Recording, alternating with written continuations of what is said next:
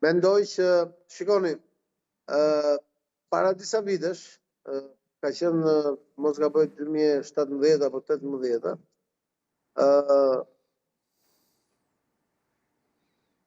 Zoti Elçani, që është sot komandanti i policisë Kosovës në veriun e Kosovës, bashkë me Recep Selimin, deputetin ish komandantin e luftës që është në Hag, më kanë ardhur, më kanë takuar në Tiranë dhe ishte kohë që kërkosh çdo vot për antarësimin e Kosovës në Interpol. Dhe nëpërmjet një miku tim në Vatikanë në Rom, unë i pata hapur rrugën e komunikimit me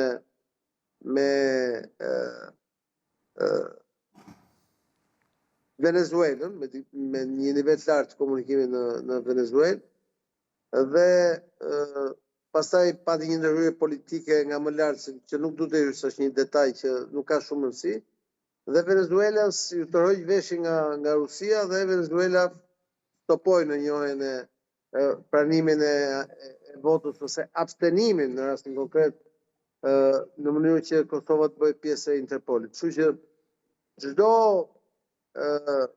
ndryshim në sistemin ndërkombëtar që favorizon Kosovën, Shqipërinë edhe vendet tona është i mirë pritur, pse jo?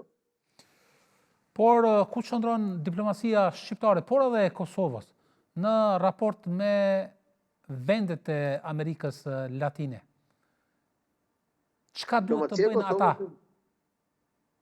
Diplomacia e Kosovës në raport me vendet e Amerikës Latine është gati inekzistente dhe bazohet vetëm tek rruga që hap diplomacia e SBA-s. Shqipëria ka një historik në vete, ka një ambasadë, ka patur në Argjentinë, ka në Brazil, ka dhe marrëdhënie të tjera politike, të cilat mund edhe të shfrytëzoj. Po më së pari duhet merret vesh Tirana me Prishtinën, dhe 2 vitet e fundit që kanë qenë dhe vite zgjedhore dhe vite të lodhshme të tjerë, kanë treguar që vjen momenti që problemi kryesor që kemi është përveç se transparencës, luftës kundër drogës, korrupsionit e tjerë, është dhe kohezioni politik mes nesh, i cili tashmë duket qartë që nuk është edhe kaq i lehtë. Kulla, pasi që unë fillimisht desha vetëm pak të korrigjoj pak, se ju e përmendet që ndodheni diku në xhirin persik, por xhiri persik në fakt është xhiri arabik.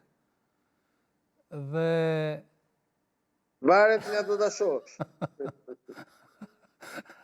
Njëti problem me xhirin meksikan dhe amerikan, a? Prandaj tash varet nga do ta shohësh dhe si do ta shohësh. Forti është ai i cili imponon rregullat. Për momentin aty kemi. Çu ka qenë gjithmonë Mehmet, nuk është se ka ndryshuar gjë.